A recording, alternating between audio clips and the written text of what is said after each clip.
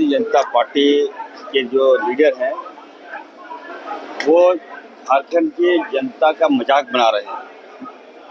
न केवल झारखंड में बल्कि पार्लियामेंट में भी, प्रदेश में झारखंड के आदिवासियों का, दलित भाइयों का और हमारे मुसलमान भाइयों का मजाक उड़ाया जा रहा है। हम गरीब हो सकते हैं लेकिन मेरा अपना सम्मान है और सम्मान के साथ भाजपा खिलवाड़ कर रही है।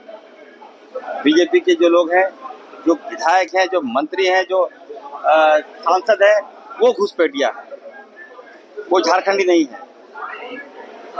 झारखंड में आकर यहाँ का वोट लेकर विधायक बनते हैं, ये लोग सांसद बनते हैं और लोगों को गाली देते हैं। यहाँ कहीं भी कोई घुसपैठिया नहीं है।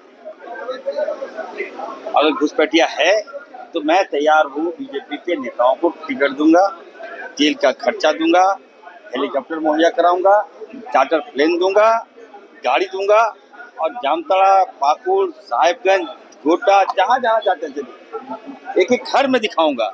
अगर एक भी अगर बांग्लादेशी मिल गया तो भाजपा जो कहेगी मैं करने को तैयार हूँ। और नहीं मिला, एक मिनट सुन लीजिए, और नहीं मिला तो बीजेपी के जो बाहरी है झारखंड में, जो बसे में है, उसको झारखंड छोड़ना होगा। मैं बार बार हाथ जोड़कर विनती करता हूँ। आप बांग्लादेशी घुसपैठिया की बात कर रहे हैं, 2-3 महीने में चुनाव है, तो जो घुसपैठिया को आप बात कर रहे हैं, अगर आप बिजली बेच रहे हैं वहाँ बांग्लादेश में, आप बिजली बेच रहे हो, जमीन किसका है? मुसलमानों का जमीन पर अदानी अंबानी प्लांट लगाई है। कोयला किसका ले रहे हैं? आदिवासियों का। घास किसका काट रहे हैं? दलित भाइयों का। और आप प्लांट लगाकर बिजली कहाँ बेच रहे हैं? झारखंड में बिजली नहीं दे रहे हैं, बांग्लादेश को आप बिजली दे रहे हैं। भाजपा के नेता वहाँ जा रहे हैं, अदानी अंबानी बांग्लादेश जा रहा है, वहाँ एकदम बिरयानी आप खा रहे हैं, पैसा वसूल रहे हैं, वहाँ आप गाली नहीं देते। लेकिन ठीक, आप वहाँ जब ये इंडिया आते हैं तो गाली देते हैं। तो मैं कहूँगा टोटली लेफ्टिस है।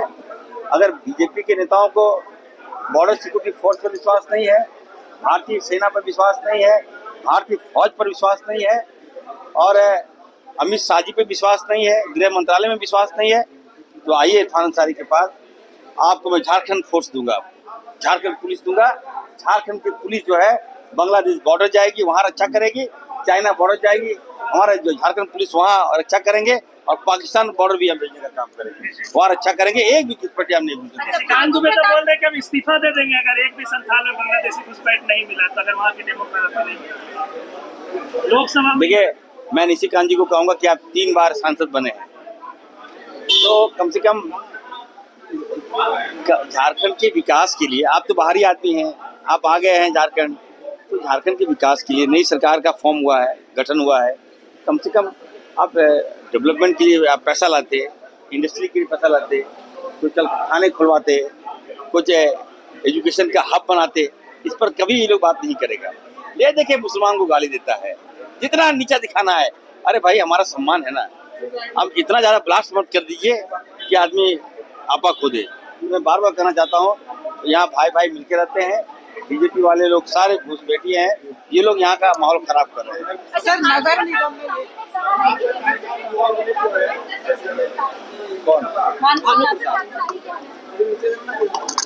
देखिए, मैंने कहा ना कि झारखंड में घुसपैठिया का भरमार है। एक और घुसपैठिया आ गया है, भानु। बीजेपी के तमाम लोग जो है, आप देखिएगा 90% लोग बाहरी लोग हैं। उनको नहीं मालूम है कि आदिवासी क्या होता है, आदिवासी का सम्मान क्या होता है। अगर एक आदिवासी मुख्यमंत्री मेरा बने हैं तो इतना अनपढ़ हो रहा है इनको। आप गट्टा पकड़ लीजिएगा, बताइए क्या बीतता होगा आदिवासी युवाओं पर, बताइए क्या बीतता होगा उस माँ पर जिसने आदिवासी को जन्म दिया। क्या बाहर के लोग इसे गट्टा पकड़ेगा आदिवासी का? कभी सोच सकते हैं क्या? इस भाषा का प्रयोग भाजपा कर रही है, भानु जी कर रहे हैं। कहाँ से पढ़ के आए हैं आप लोग? कहाँ से घुस गए झारखंड में? आदिवासी होना पाप नहीं है। मैं निश्चित तौर पर मैं कहूँगा, आने वाले दिन में देखिएगा, ये आदिवासी समाज को इन लोगों ने गाली दिया है। एक एक आदिवासी, अगर जरा भी आदिवासी में सम्मान होगा, अगर जरा भी नैतिकता होगा और जरा भी अगर अपने आप से प्यार करेगा, कभी भी भाजपा को चढ़ने नहीं देगा, इसका बदला लेगा। हेमंत सोरेन जी का मतलब है आदिवासी समाज, और आपने समाज को गाली दिया। गट्टा पकड़ लीजिए, ठीक है, मार दीजिए। पेशाब मुंह पे पेशाब के तो मन नहीं भरा और अब गट्टा पकड़ने पे चले आए। पूरा फेलियर है। भारत सरकार का दायित्व है कि माँ भारती की सीमाओं को सुरक्षित रखना, ये भारत सरकार का दायित्व है। इसके लिए भारत सरकार की एजेंसी बॉर्डर सिक्योरिटी फोर्स काम करती है और यदि बांग्लादेशी घुसपैठी इनके हिसाब से घुस रहे हैं तो इनके गृह मंत्री जी को नैतिकता के आधार पर इस्तीफा देना चाहिए। कल को यदि इनके हिसाब से बांग्लादेशी घुसपैठी घुस रहे हैं तो कल तो आतंकवादी भी घुस जाएंगे। तो who is the responsible person? The responsible person is government of nation, Bharat सरकार। तो ये उनका दायित्व है और ये सिर्फ और सिर्फ इस तरह की ये गफलत वाली बात करके एक नैरेटिव सेट करना चाहते हैं कि किस तरीके से, चूंकि जब इनको मेहनत करना चाहिए था, कोविड के समय में लोगों का दिल जीतना था, उस समय ये लोग फरार हो गए, गायब हो गए। जब सदन के समय में इनको लोकहित के विषय उठाकर सदन की गंभीरता को समझकर जनहित लोकहित की बात करनी थी, ये उस समय नदारत हो गए। अब चूंकि इनको बड़ी मुखी खानी पड़ी है, 5 लोकसभा सीटों में इनको जो है भारी शिकस्त मिली है। तो पहले इन लोगों ने नैरेटिव सेट किया था 65 पार, तो उसमें आया था इनको 23 और डबल इंजन की सरकार हो गई थी 30 पार। अब ये डरे सहमे लोग हैं, अब ये नैरेटिव सेट कर रहे हैं 55, अब आएगा इनको 13 और ये इनकी हो जाएगी कहानी खत्म। इसलिए ये पोलराइज करने के लिए नित्य नए बहाने निकाल रहे हैं और यदि बांग्लादेशी या किसी भी देश का आदमी घुस रहा है तो ये भारत सरकार की जवाबदेही है, जिम्मेवारी है। इससे वो इनकार नहीं कर सकते अपनी जवाबदेही जिम्मेवारी से। और मैं उनसे भी प्रार्थना करता हूं कि माँ भारती की सीमाओं को एकदम सक्षम बनाएं, मजबूत बनाएं और माँ भारती की सीमाओं से कोई जो है माँ भारती की सीमाओं के अंदर नहीं आने पाए, ये इनकी जवाबदेही जिम्मेवारी है। लेकिन राज्य सरकार की भी जिम्मेवारी है कि उसको नागरिकता कैसे मिल रहा है, वोटर कार्ड कैसे बन रहा है उन लोगों का, अगर घुसपैठियां हो रहे हैं। अब तो ये भारत सरकार को तो पहले चिन्हित करना चाहिए ना, उनको बताना चाहिए कि, और फिर भारत सरकार को किसने कार्रवाई करने से रोका है? भारत सरकार को रोका है कार्रवाई करने से? इसमें धकेलने के बराबर वो तो साफ पता चला। ये लोग कह रहे हैं कि बीजेपी के लोग कह रहे हैं घेराबंदी करेंगे, सरकार को बेनकाब करेंगे मानसून सत्र में। आपको लग रहा है कितना घेराबंदी? अच्छी का बेनकाब करेंगे? बेनकाब तो बीजेपी हो गई, पूरे देश में हो गई। 400 की जगह 240 आ गया, चित्रकूट हार गए, प्रयागराज हार गए, अयोध्या हार गए। बेनकाब तो बीजेपी हो गई। दुर्भाग्यपूर्ण है। एक तरफ डुल्लू मातो जी का भाषा और एक तरफ भानु प्रताप जी का भाषा, ये दुर्भाग्यपूर्ण है। हम लोग सब कहीं ना कहीं संवैधानिक पद पर हैं और चुने हुए व्यक्ति हैं, एक दूसरे को रिस्पेक्ट करना चाहिए। राजनीति में आदमी पर्सनल संबंध और जो इस देश की रचना है उसको अगर भूल जाए तो ये दुर्भाग्यपूर्ण है। डेमोग्राफी को लेकर बीजेपी सवाल उठा रही है। बीजेपी नहीं उठा रही है, निशिकांत दुबे जी उठा रहे हैं। निशिकांत दुबे जी के पास तमाम एजेंसियां हैं जो शायद भारत सरकार के पास नहीं है, उनके बातों को सीरियसली नहीं लिया। प्रथम दिन शोक प्रकाश होकर के सत्र की समाप्ति हो जाती है। फिर 29 को दिन सोमवार को 11 बजे से होगी। तो फिर मामले जो आएंगे ये सोमवार से आएंगे।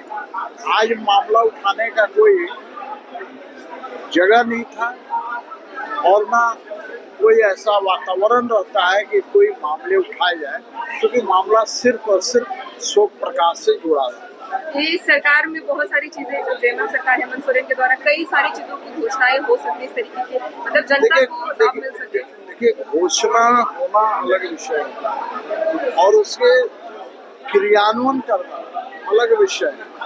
घोषणाएं तो आप करते रहते हैं, घोषणाएं तो उन्होंने बहुत किया था, लेकिन नल जल योजना पूरे प्रदेश के हिसाब से देखेंगे, इसके लिए केंद्र राशि देती है, राज्य सरकार को क्रियान्वयन करना है।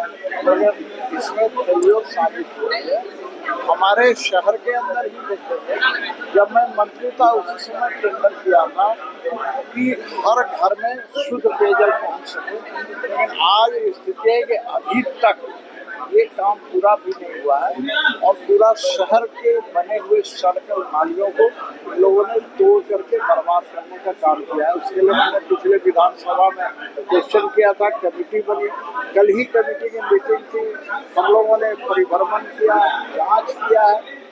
ये जो पेयजल वाले हैं, 3 कंपनियों ने लिया है, ये तीनों के तीनों शहर को बिगाड़ने का काम के लोगों को, स्थानीय लोगों को मिलती अगर होती तो झारखंड में उसकी पढ़ाई होती। क्या योग्यता थी नगर निरीक्षक के लिए? योग्यता क्या है? क्या चीजें पोस्ट ग्रेजुएट? भाई जब उसकी पढ़ाई ही नहीं होगी झारखंड में तो झारखंड के बच्चे आएंगे कैसे? तो सबसे ज्यादा जरूरी सवाल ये क्यों नहीं स्पष्ट कर पा रहे हैं, ना वो नौकरी की सीमा पूरा कर पा रहे हैं, ना झारखंडियों को नौकरी दे पा रहे हैं। दोनों में ही सरकार विफल रही है। सर, सामने खनिजों पर राज्य सरकार के टैक्स का आधार जो दिया है सुप्रीम कोर्ट ने, उसको कैसे देखें? ये मूल्यांकन का विषय है, ये मूल्यांकन का विषय है। विभाग का जवाब आने दो, फिर उसके बाद बात करेंगे। 4.5 साल के कार्यकाल में सरकार ने कैसा काम किया, क्या लगता है आपको, कैसा देख पा रहे हैं? ये इसको बहुत विस्तार से बताना पड़ेगा। सरकार एक कमिटमेंट के साथ आती है, एक संकल्प के साथ आती है, एक जवाबदेह सरकार जनादेश के साथ आती है। और 4.5 साल में जितना नीचे जा सकते थे, जितना आप कहेंगे कि इसकी सीमा आप तय नहीं कर पाएंगे कि ऐसा कभी भी किसी सरकार को, इतना गैर जवाबदेह सरकार कि अपने बहुमत का भी सम्मान न कर पाए, ऐसा आज तक देखा नहीं।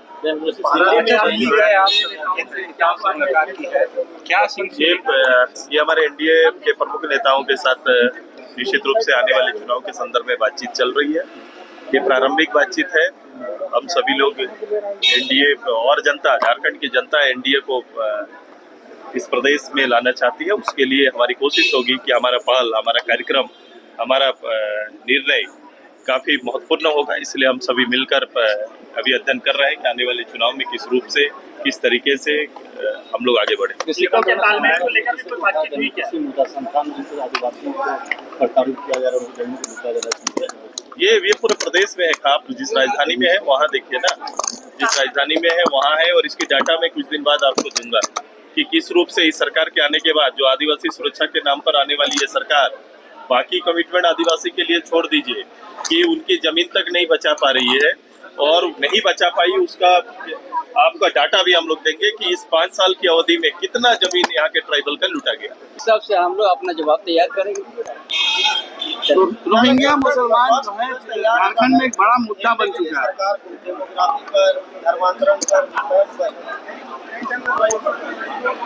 देखिए वो तो आने दीजिए ना, हाउस में आने के बाद उस समय हम लोग बोलेंगे। ठीक सर, किसानों को लेकर बड़ी समस्या है, मौसम बड़ा खराब चल रहा है, आप भी देखिए